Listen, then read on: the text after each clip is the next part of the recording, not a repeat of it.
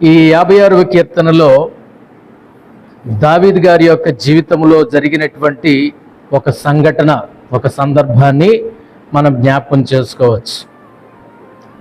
భక్తుడైనటువంటి దావీదు శత్రువుల చేతిలో చిక్కిన తర్వాత, శత్రువులు పట్టుకున్నప్పుడు దావీదు గారు రచించారు ఈ కీర్తన.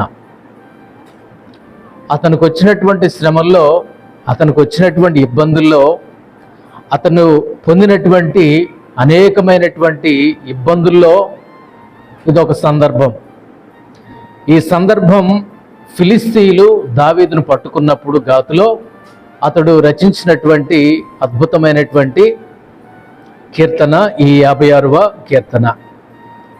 ఈ 56వ కీర్తన 8వ వచనంలో, నా సంచారములను నువ్వు లెక్కించి ఉన్నావు, నా కన్నీళ్లు నీ బుడ్డిలో ఉంచబడి ఉన్నవి, అవి నీ కవిలలో కనబడును గదా.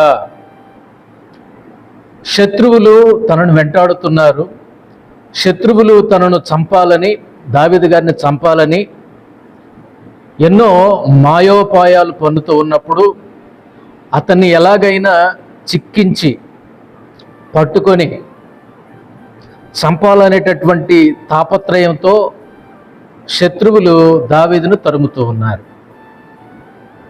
అలాంటి పరిస్థితుల్లో నిరాశ నిస్పృహలకు లోనైనప్పటికీ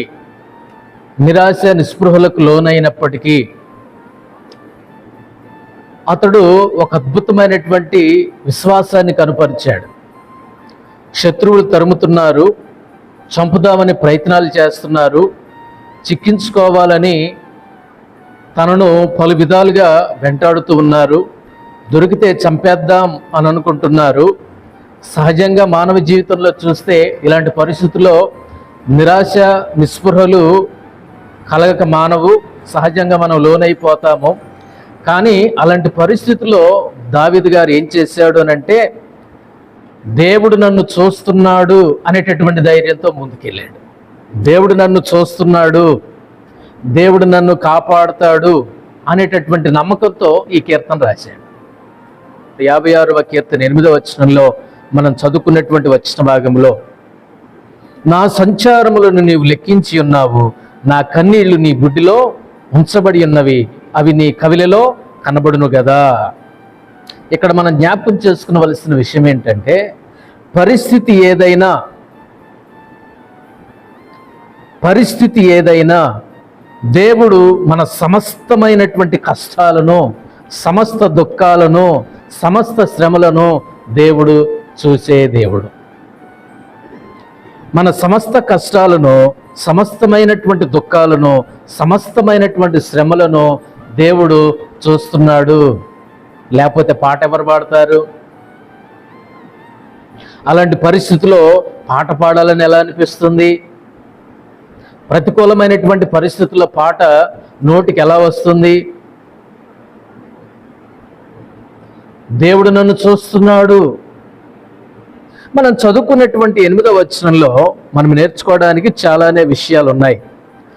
సమస్త కష్టాలను చూసే దేవుడు, సమస్తమైనటువంటి బాధలను చూసే దేవుడు, సమస్తమైనటువంటి శ్రమలను చూసే దేవుడు. ఆయన చూస్తున్నాడు. తన పిల్లలు శ్రమల్లో ఉన్నప్పుడు, తన పిల్లలు బాధల్లో ఉన్నప్పుడు, తన పిల్లలు ఇరుకు ఇబ్బందుల్లో ఉన్నప్పుడు దేవుడు చూస్తున్నాడు. హాగరు అరణ్యంలో బాధపడుతూ ఉన్నప్పుడు, ఏడుస్తూ ఉన్నప్పుడు దేవుడు చూశాడు. సంసోను గారు పచ్చి గాడిద దవడ ఎముకతో శత్రువులను చంపి నీళ్ల కోసం పరితపించినప్పుడు దేవుడు చూశాడు. ఇశ్రాయేలీయులు అరణ్యంలో నీటి కోసం పరితపించినప్పుడు దేవుడు వారి యొక్క ఆక్రందనను దేవుడు చూశాడు. ఐగుప్తు దేశంలో ఇశ్రాయేలీయులు మహాసంకటంలో కొట్టుమిట్టాడుతున్నటువంటి సందర్భంలో వాళ్ళు పెడుతున్నటువంటి మొరలు విని దేవుడు వాళ్ళ యొక్క దురవస్థను చూశాడు. ఈ విధంగా మనం చూస్తే మన యొక్క జీవితాల్లో కూడా మన సమస్తమైనటువంటి కష్టాల్లో, సమస్తమైనటువంటి దుఃఖాల్లో, సమస్తమైనటువంటి శ్రమలను దేవుడు చూస్తున్నాడు. దేవుడికి తెలుసు. దేవుడు చూస్తున్నాడు, దేవుడు తెలుసుకుంటున్నాడు. ఏం తెలుసుకుంటున్నాడు, ఏం చూస్తున్నాడు? మన కష్టాలను చూస్తున్నాడు, తెలుసుకుంటున్నాడు. మన దుఃఖాలను చూస్తున్నాడు, తెలుసుకుంటున్నాడు. మన శ్రమలను చూస్తున్నాడు, తెలుసుకుంటున్నాడు. మన గురించి ఆయన మన మీద దేవుడు తన యొక్క కనుదృష్టిని మన మీద వేసే ఉంచుతాడు. దేవుడు తన యొక్క దృష్టిని మన మీద నిలిపే ఉంచుతాడు. మనం అనుకోవచ్చు, బహుశా నా కష్టాల్లో నన్ను గమనించే వాళ్ళు ఎవరు, నా శ్రమల్లో నా దుఃఖాల్లో నన్ను గమనించే వాళ్ళు ఎవరు, నన్ను చూసే వాళ్ళు ఎవరు అనుకోవచ్చు బహుశా మనం. కానీ మన గురించి తెలుసుకోవడానికి, మనల్ని చూడటానికి దేవుడు మనకున్నాడు. దావీదు గారు అంత ప్రతికూలమైనటువంటి పరిస్థితుల్లో శత్రువులు తనని వెంటాడుతున్నప్పుడు, శత్రువులు చంపుదామని ప్రయత్నం చేస్తున్నప్పుడు, తన యొక్క వ్యక్తిగత జీవితంలో దావీదు గారు నిరాశ నిస్పృహలకు లోనైనప్పుడు దావీదు గారిని దేవుడు చూస్తున్నాడు. దావీదు గారి గురించి సమస్తము కూడా దేవునికి తెలుసు. మన యొక్క జీవితంలో కూడా మనం తెలుసుకోవలసిన విషయం ఏమిటంటే, మనలను చూసే దేవుడు ఉన్నాడు, మన గురించి తెలుసుకునే దేవుడున్నాడు, మన గురించి పట్టించుకునే దేవుడున్నాడు. ఎలాంటి పరిస్థితుల్లో? కష్టాల్లో, దుఃఖాల్లో, శ్రమల్లో మనల్ని చూసే దేవుడు ఒక దేవుడు ఉన్నాడండి.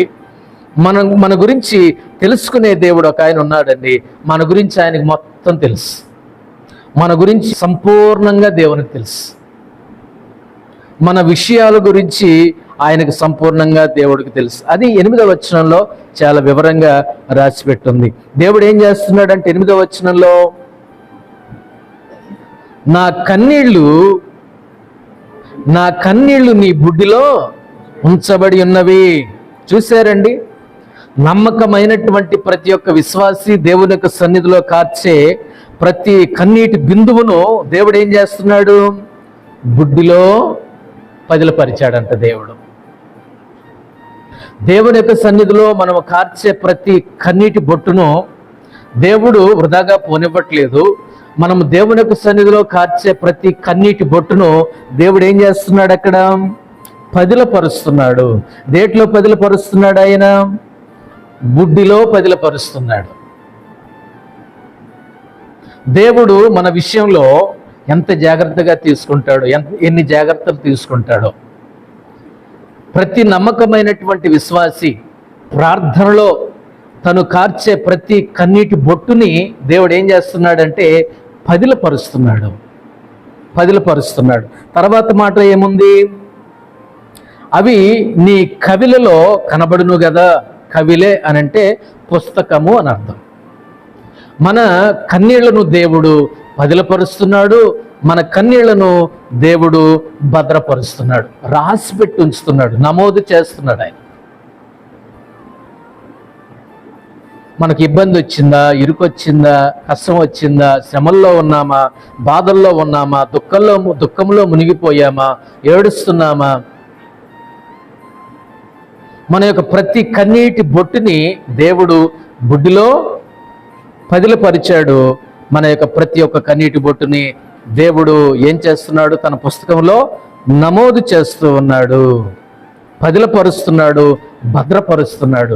ఎంత గొప్ప దేవుడు, ఎంత గొప్ప దేవుడు. ఈ నమ్మకమే దావీదు గారికి ఉంది.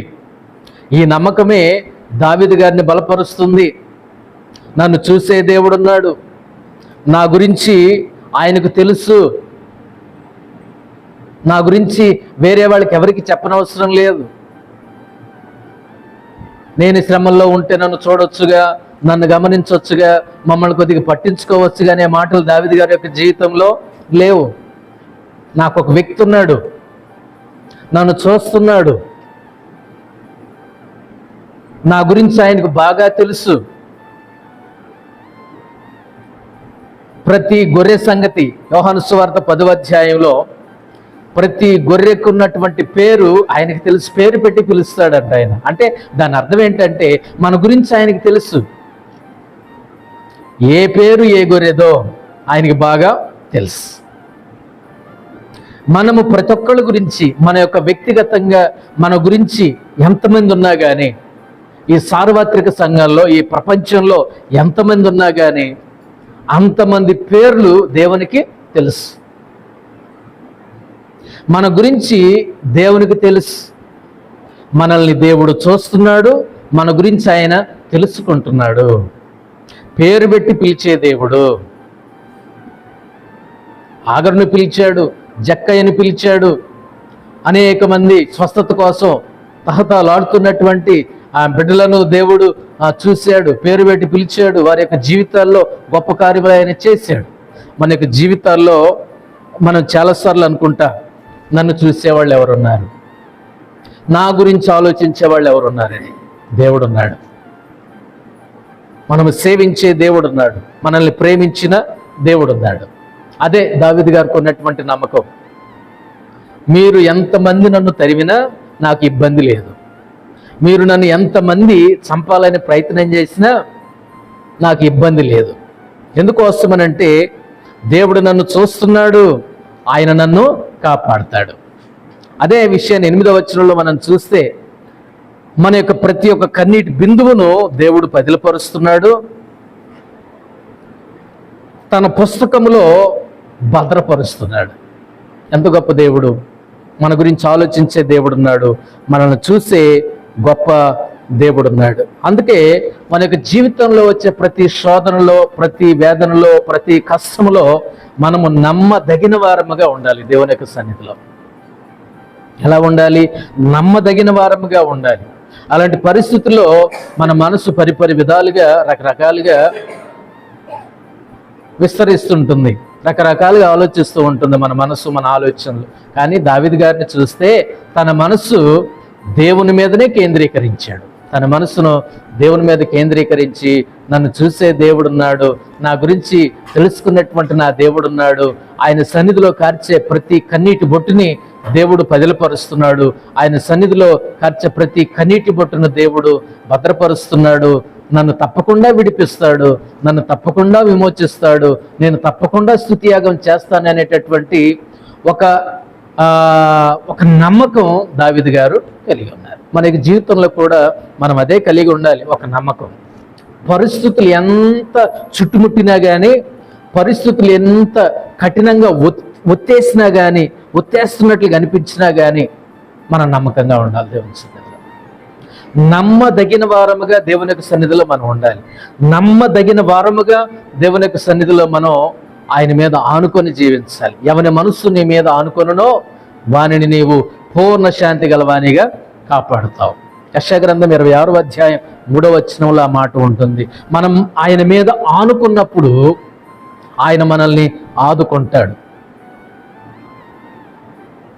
మనము ఆయనను హత్తుకున్నప్పుడు ప్రభువైనటువంటి యేసుక్రీస్తు వారు మనల్ని ఆదరిస్తాడు. ఆ నమ్మకంతో దావీదు గారు ధైర్యంగా ఉన్నాడు, ఆనందంగా ఉన్నాడు. అందుకని మన యొక్క జీవితంలో ప్రతికూల పరిస్థితిలో, తర్వాత మన శోధనలో, మన వేదనలో మన యొక్క దృష్టి దేవుని మీద నిలపాలి. నన్ను చూసే దేవుడు ఉన్నాడు, నాకు నా గురించి తెలుసుకున్నటువంటి దేవుడు ఉన్నాడు, నా గురించి సమస్తము నా దేవుడికి తెలుసు, ఆయనకి తెలుసు. అంతే. నేను కంగారు పడవలసిన అవసరం లేదు, నేను గౌరవపడవలసినటువంటి అవసరం లేదు, నేను ఇబ్బంది పడవలసినటువంటి అవసరం లేదు.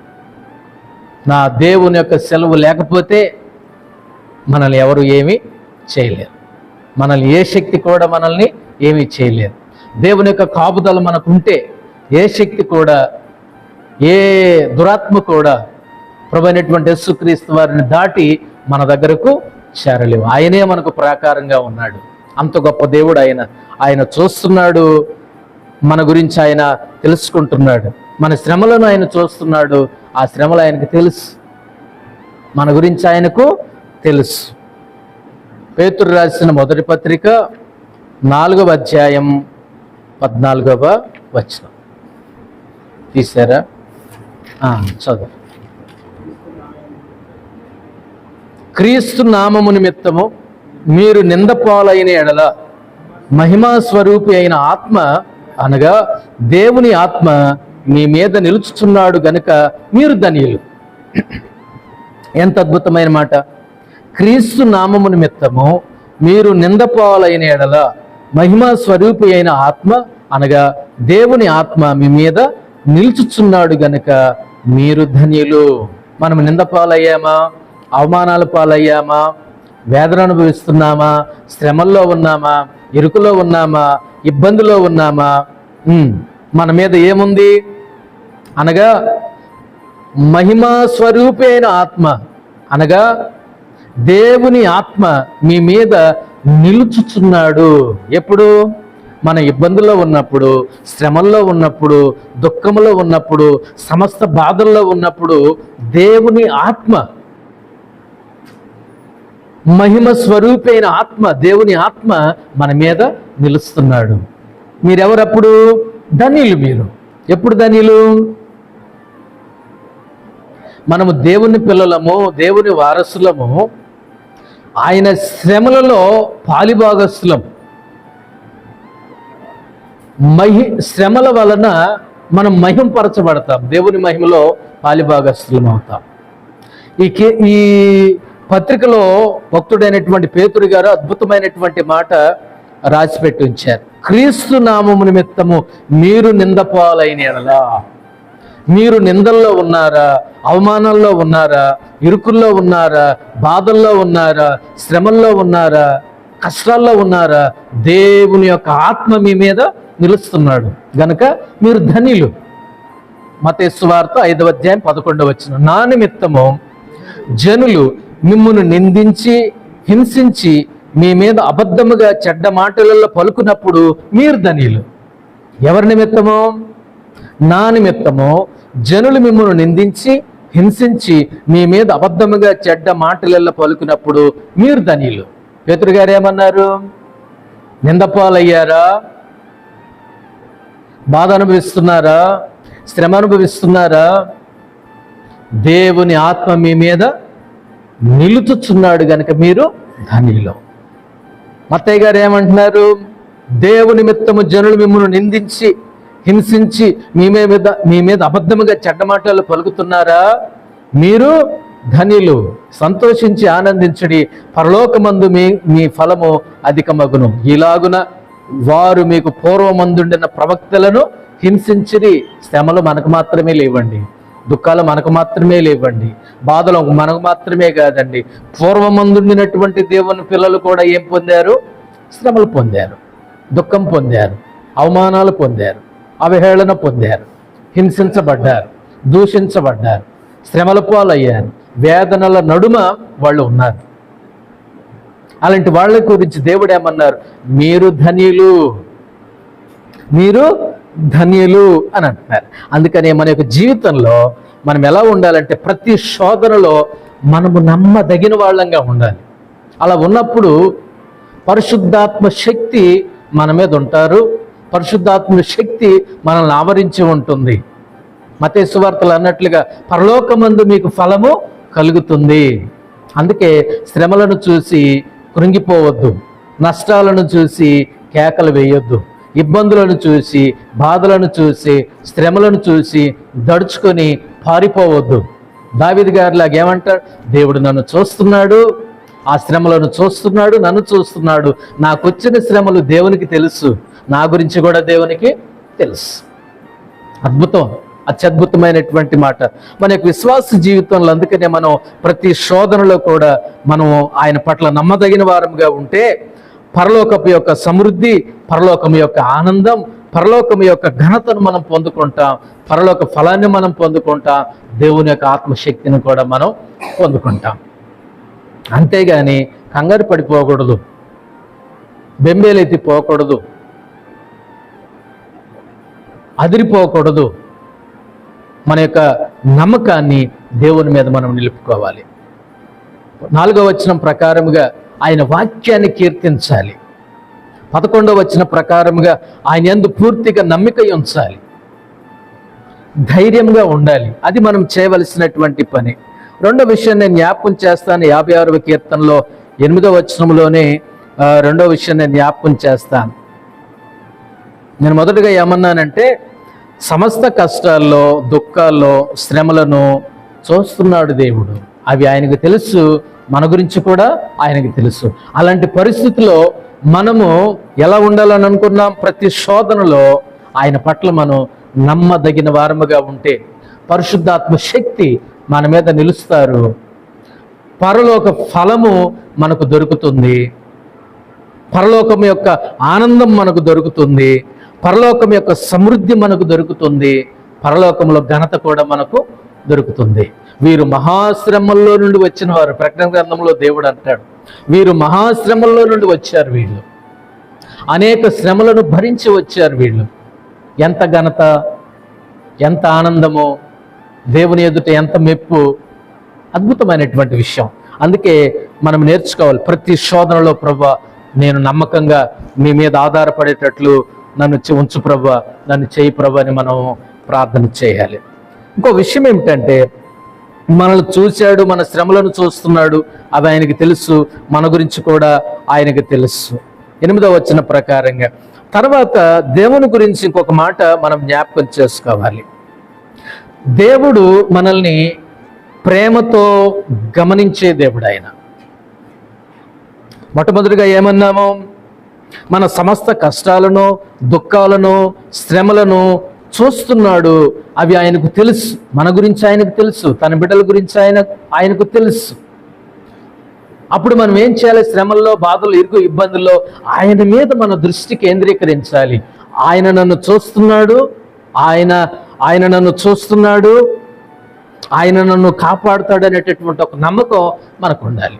మనం వేదనలో ఉన్నప్పుడు, వేధించబడుతున్నప్పుడు, శ్రమల్లో ఉన్నప్పుడు పేతురు గారు అన్నాడు, పరిశుద్ధాత్మ శక్తి మీ మీద నిలుస్తాడు. మత్తయ్య గారు అన్నారు, పరలోకంలో మీకు ఫలము దొరుకుతుంది అని అన్నాడు. తర్వాత పరలోకపు సమృద్ధి, పరలోకపు ఆనందం, పరలోకపు ఘనత. యోహాను గారు అంటారు ప్రకటన గ్రంథంలో, వీరు మహాశ్రమంలో నుండి వచ్చారు. అక్కడ దేవుని ఎదుట మనకు మెప్పు దొరుకుతుంది, ఘనత కూడా దేవునికి సన్నిధిలో దొరుకుతుంది. మహిమ, దేవుని యొక్క మహిమలో మనం పాలిభాగస్తుల వాళ్ళు అవుతాం. మహిమ ఎలా వస్తుందంటే, శ్రమలు మనల్ని మహిమలోనికి నడిపిస్తాయి. కాబట్టి మన యొక్క జీవితంలో ఇది మనం తెలుసుకునవలసిన విషయమై ఉన్నదన్నమాట. తర్వాత దేవుని గురించి ఇంకొక మాట నేను చెప్తాను. ఆ 8వ వచనాన్ని ఆధారం చేసుకొని అక్కడ విషయం ఏమిటంటే, దేవుడు ప్రేమతో మనల్ని గమనిస్తున్నాడు అనే విషయాన్ని మనం మర్చిపోకూడదు. దేవుడు మనల్ని గమనిస్తున్నాడు. ఎలాంటి పరిస్థితుల్లో? కొన్నిసార్లు మన యొక్క జీవితాల్లో కష్టాలు, వేదనలు వచ్చినప్పుడు, నిరుత్సాహ పరిస్థితులు వచ్చినప్పుడు, నిరుత్సాహ సమయం వచ్చినప్పుడు, అస్వస్థత ఒక పక్క, ఆర్థిక సమస్యలు ఒక పక్క. అస్వస్థత ఒక పక్క ఉంది, ఆర్థిక సమస్యలు ఒక పక్క ఉన్నాయి, నిద్రలేని రాత్రులు ఇంకొక పక్క ఉన్నాయి. చూసారా? ఆదాయము లేదు, ఆరోగ్యము లేదు, చక్కటి నిద్ర కూడా లేదు. అన్ని విధాలుగా ఏమైపోయామంటే ఇబ్బందుల్లో ఉన్నాం. నిద్రలేని రాత్రులు ఉన్నాయి, ఆర్థిక ఇబ్బందులు, సమస్యలు, ఆరోగ్య సమస్య.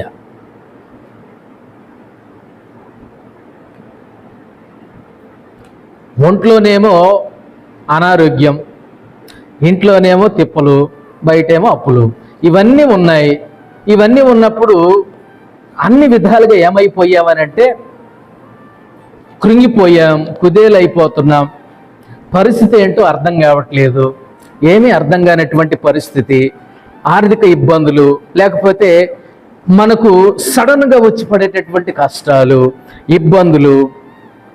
వీటన్నిటిలో దేవుడు మనల్ని ఏం చేస్తున్నాడు? ఆయన ప్రేమతో గమనిస్తున్నాడంట. ఆయన ప్రేమతో గమనిస్తున్నాడు, ప్రేమతో పరిశీలన చేస్తున్నాడు, గమనిస్తున్నాడు ఆయన.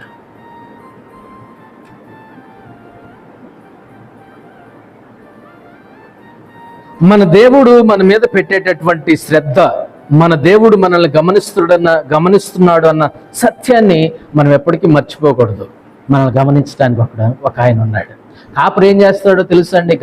ప్రతి గొర్రెను గమనిస్తాడు. ఇందాక నేను ఒక మాట అన్నాను, ప్రతి గొర్రెకు పేరు పెడతాడు. ప్రతి గొర్రెకు కలిగి ఉన్నటువంటి పేరు, ప్రతి గొర్రె యొక్క వైఖరి ఆయనకు తెలుసు. ఇక్కడ ఏమంటున్నామనంటే, ప్రతి గొర్రెను, ప్రతి ఒక్క విశ్వాసిని ఆయన ఏం చేస్తాడంటే గమనిస్తాడు. సంఘములో ఏ వ్యక్తి ఎలాంటి వాడో, ఏ బిడ్డ ఎలాంటి బిడ్డో, దొంగ బిడ్డ, మంచి బిడ్డ, దేవుడు ఏం చేస్తాడు? గమనిస్తాడండి. ఈ గొర్రె కొద్ది కుంటుతుంది. ఎందుకు కుంటుతుంది? ఎందుకు వెనకబడి, కొన్ని గొర్రెలు ఉంటాయి వెనక ఉంటాయి. ఇది ఎందుకు వెనకబడుతుంది? ఇది ఎందుకు కుంటుతుంది? ఇదెందుకు కంగారు పడుతుంది? ఇదెందుకు బెదిరిపోతుంది? ఇదెందుకు కృంగిపోతుంది? ఇదెందుకు మేత వేయట్లేదు? ఇదెందుకు కుంటుతుంది? ఇదెందుకు సరిగా నెమరు వేయట్లేదు? ప్రతి దాన్ని కాపరి ఏం చేస్తాడు? గమనిస్తాడు. మన యొక్క జీవితంలో కూడా అంతేనండి. మన యొక్క హృదయంలో ఉన్నటువంటి బాధ ఏ మనిషికి కనపడదు. మన గుండెల్లో దాగినటువంటి బాధ ఏ వ్యక్తికి కనపడదు. కానీ దేవుడు గమనిస్తాడు. ఎందుకు నలిగిపోయావు? ఎందుకు నలిగిపోతున్నావు? ఎందుకు కృంగిపోయావు? ఎందుకు కృంగిపోతున్నావు? ఎందుకు నీ యొక్క జీవితంలో సంతోషం లేదు? ఎందుకు నీ యొక్క జీవితంలో అంత దుఃఖం? దేవుడు గమనిస్తున్నాడు. దేవుడు గమనించే దేవుడు. ఇందాక శ్రమల్లో చూస్తున్నాడు, తెలుసుకుంటున్నాడు. ఇక్కడ దేవుడు గమనిస్తున్నాడు. మన మీద తన యొక్క దృష్టి నిలిపి గమనిస్తున్నాడండి. 38 సంవత్సరాల నుంచి కోనేటి దగ్గర పడి ఉన్నటువంటి వ్యక్తి దగ్గరికి వెళ్ళి దేవుడు ఏమన్నాడు? స్వస్థపడగోరుచున్నావా అని అడిగాడు. అంటే ఆ వ్యక్తిని చూసారా?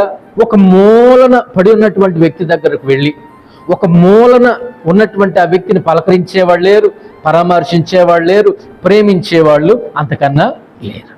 అలాంటి మూలన ఉన్నటువంటి వ్యక్తి దగ్గరికి వెళ్ళి, ఆ మారు మూలన ఉన్నటువంటి వ్యక్తి దగ్గరికి వెళ్ళి, ఒక సందులో పడి ఉన్నటువంటి వ్యక్తి దగ్గరికి వెళ్ళి ఏమన్నాడు ఆయన?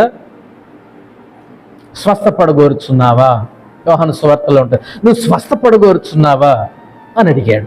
అంటే ఆ వ్యక్తిని దేవుడు గమనిస్తున్నాడు. ఆయన గమనిస్తున్నాడు. ఉదాహరణకి మనం చెప్పుకున్న స్త్రీ హాగరు, అక్కడ ఎవరు ఉన్నారండి? అడవిలో. తనను కూడా దేవుడు గమనిస్తున్నాడు. ఎక్కడో దిక్కుమొక్కు లేని చోట యాకోబు గారు పారిపోతూ ఉన్నాడు. తల్లిదండ్రుల దగ్గర నుంచి వాళ్ళ మేనమామ దగ్గరికి పారిపోతూ ఉంటే ఒక దగ్గర పొద్దు గురింకినందున ఆ చోటు రాళ్ళలో ఒక రాయి తీసుకొని తలగడగా చేసుకొని పడుకొని నిద్రపోతా ఉన్నాడు. దేవుడు గమనించాడా లేదా? అడవిలో గమనించాడు, అరణ్యములో కూడా గమనించాడు. నిస్సహాయ స్థితిలో పడి ఉన్నటువంటి వ్యక్తిని కూడా దేవుడు గమనించాడు. మన యొక్క జీవితాల్లో నేర్చుకునవలసిన విషయం ఏంటంటే, మనుషుల యొక్క చూపు నా మీద పడటం కంటే దేవుని యొక్క చూపు నా మీద పడితే ఎంత బాగుండో. దేవుడు నన్ను గమనిస్తున్నాడు. మనం ఎప్పుడు అనుకోకూడదు దేవుడు నన్ను చూస్తే బాగుండు, దేవుడు నన్ను చూస్తే బాగుండు. ఇశ్రాయేలును కాపాడువాడు కొనుకడు, నిద్రపోడు. ఆయన మనల్ని చూడండి ఎప్పుడు, మనల్ని గమనించండి ఎప్పుడు? మనమే గమనించంగానే ఆయన్ని. ఆయన మనల్ని గమనిస్తూనే ఉంటాడు, చూస్తూనే ఉంటాడు, పరిశీలిస్తూనే ఉంటాడు. మనల్ని ఆయన ప్రతి క్షణము కూడా మనల్ని చూస్తూనే ఉంటాడు. అంత గొప్ప దేవుడు ఆయన, గమనించే దేవుడు ఆయన. ఎప్పుడు కష్టాలు వచ్చాయా, వేదనలు వచ్చాయా, నిరుత్సాహమా, అస్వస్థత, నిద్రలేని రాత్రుల, ఆర్థిక సమస్యల, లేకపోతే పనిచేసే చోట వచ్చేటటువంటి కష్టాల, ఏదైనా పర్వాలా, దేవుడు మనల్ని ప్రేమతో ఏం చేస్తున్నాడు? ఆయన గమనిస్తున్నాడు. ఆయన అడివైనా గమనించాడు, అరణ్యమైనా గమనించాడు, మూల ప్రాంతమైనా గమనించాడు. ఏదో సైడుకు పడిపోయి ఉన్నాడేమో ఆ 38 సంవత్సరాల నుంచి ఆ యొక్క వ్యక్తి, ఆయన్ని గమనించాడు. నాయిని విధవరాల్ని దేవుడు గమనించాడు. ఈ రకంగా బైబిల్ గ్రంథంలో చూస్తే ఎంతో మంది వ్యక్తుల్ని ఎన్నో రీతులుగా ఎన్నో సమస్యల్లో ఉన్నప్పుడు దేవుడు గమనించాడు. సారెపత్ విధవరాల్ని దేవుడు గమనించాడు, షునేమీరాల్ని దేవుడు గమనించాడు. బైబిల్ గ్రంథంలో చూడండి, ప్రతి ఒక్క వ్యక్తి యొక్క విషయంలో దేవుడు శ్రద్ధ తీసుకొని దేవుడు గమనిస్తున్నాడు. 8వ వచనంలో దావీదు గారు అంటారు, అయ్యా నా సంచారములను నీవు లెక్కించి ఉన్నావు, నా కన్నీళ్లు నీ బుడ్డిలో ఉంచబడి ఉన్నవి, అవి నీ కవిలలో కనబడును కదా. నా ప్రతి కన్నీటి బొట్టుని నువ్వు పదిలపరిచావు నాయనా. వాటిని నీ పుస్తకంలో, నీ కవిలలో రాసి పెట్టి ఉంచావు, నమోదు చేసి ఉంచావు. ఎంత గొప్ప దేవుడో నాయనా, ఎంత గొప్ప అద్భుతమైన దేవుడో నాయనా. అందుకే మన యొక్క జీవితాల్లో మన దేవుడు మన శ్రమలను చూస్తున్నాడు, మన కష్టాలను చూస్తున్నాడు, మన దుఃఖాలను చూస్తున్నాడు, మన యొక్క ప్రతి ఒక్క విషయాన్ని ఆయన తెలుసుకుంటున్నాడు. ఆ టైంలో మనం ఎలా ఉండాలి, ఆ సమయాల్లో మనం ఎలా ఉండాలి? ప్రతి శోధనలో మనం నమ్మదగిన వాళ్ళంగా ఉండాలి, దేవుని పిల్లలంగా మనం జీవించాలి. అలాంటి వాళ్ళ మీద దేవుని యొక్క ఆత్మ నిలుస్తున్నది. అలాంటి వాళ్ళకి పరలోకంలో ఫలం ఉన్నది. అలాంటి వారికి పరలోకములో మెప్పు, ఘనత, ఆనందం, సంతోషం, సమృద్ధి దేవుని ఎదుట ఉన్నాయి, కిరీటం ఉంటుంది. ఎంత గొప్ప సంగతి! మనము నమ్మదగినటువంటి వారముగా మనం ఉండాలి. అది మొదటి భాగంలో చూసాం. రెండవ భాగంలో ప్రేమ కలిగినటువంటి దేవుడు ప్రేమతో మనల్ని గమనిస్తున్నాడు. నిద్రలేని రాత్రులు గడుపుతున్నాం, ఈయనేమో మంచిగా నిద్రపోతున్నాడు పక్కనున్న ఆయన.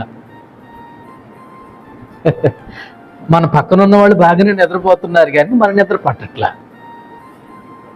వ్యక్తిగతంగా, కుటుంబంలో, ఆర్థికంగా అస్వస్థత, అనారోగ్యం, అప్పులు ఇవన్నీ కూడా మనల్ని వేధిస్తూ ఉంటాయి. అలాంటి పరిస్థితుల్లో దేవుడు మనల్ని ఏం చేస్తున్నాడు? గమనిస్తున్నాడండి. యాకోబుని అడవిలో గమనించాడు, హాగరును అరణ్యములో గమనించాడు.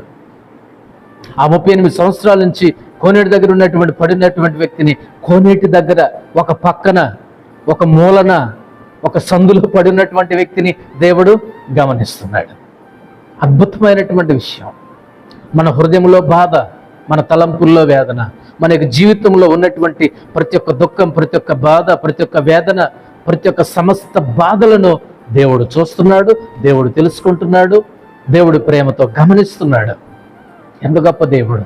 56వ కీర్తనలో దావీదు గారి యొక్క జీవితంలో కూడా, అతని యొక్క జీవితంలో వచ్చినటువంటి శ్రమలు, కష్టాలు, దుఃఖాలు, ఇరుకులు, ఇబ్బందులు, చంపుదామని ప్రయత్నం చేసేవాళ్ళు వెంటాడుతూ ఉన్నారు. తన యొక్క వ్యక్తిగతంగా కొన్నిసార్లు నిరాశ నిస్పృహలకు లోనైనా కానీ దేవుడు నన్ను చూస్తున్నాడు, దేవుడు నన్ను కంపల్సరిగా, తప్పనిసరిగా కాపాడుతాడు అనేటటువంటి ఒక ధైర్యం, నమ్మకంతో ఈ కీర్తన ద్వారా మనల్ని బలపరుస్తున్నాడు. చివరికి ఏం చేశాడు దావీదు గారు? 13వ వచనం చదువుదాం. 13వ వచనం, నేను నీకు మొక్కుకొని ఉన్నాను, నేను నీకు స్తుతియాగంలో నర్పిస్తాను. ఇప్పుడు చివరికి ఎక్కడికి వచ్చాడు? తనకి జీవితంలో స్తుతియాగం చేస్తున్నాడు. అనుకున్నవన్నీ సజావుగా జరిగిపోయినాయి, తరిమేవాళ్ళు లేరు, చంపాలని చూసేవాళ్ళు లేరు. దేవుడు ప్రతి ఒక్క శ్రమను, ప్రతి ఒక్క దుఃఖాన్ని, ప్రతి ఒక్క ఇరుకులో నుంచి, ఇబ్బందుల నుంచి దేవుడు ఏం చేశాడు? తప్పించి, విమోచించి 12వ వచనంలో, దేవా నీవు మరణములో నుండి నా ప్రాణమును తప్పించి ఉన్నావు, నేను జీవపు వెలుగులో దేవుని సన్నిధిని సంచరించినట్లు జారి పడకుండా నీవు నా పాదములను తప్పించి ఉన్నా. ఏం చేశాడు? మరణములో నుండి తప్పించాడు, జారి పడకుండా నా పాదములను తప్పించావు. ఎంత గొప్ప దేవుడు!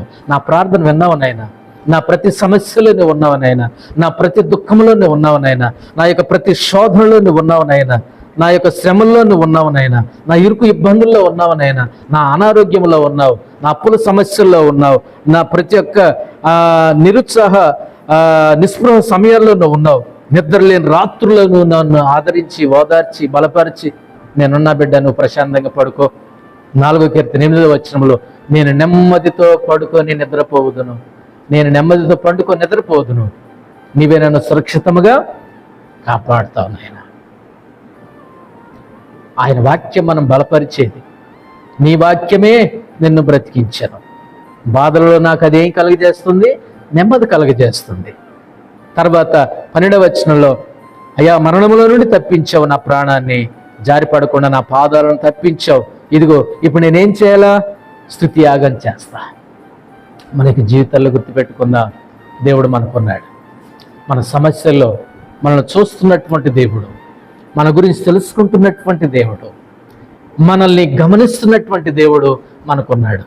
భయపడవలసిన అవసరం లేదు, బాధపడవలసినటువంటి అవసరం లేదు, ఉలికిపడి లేచి కూర్చోని అవసరం లేదు, ఏడవలసిన అవసరం లేదు, అది ఏదైనా కావచ్చు, ఎలాంటిదైనా కావచ్చు, ఎలాంటి సమస్య అయినా కావచ్చు, ఎలాంటి ఇబ్బంది అయినా కావచ్చు, అది ఏదైనా సరే ప్రభు అయినటువంటి దేవుడు మనకున్నాడు.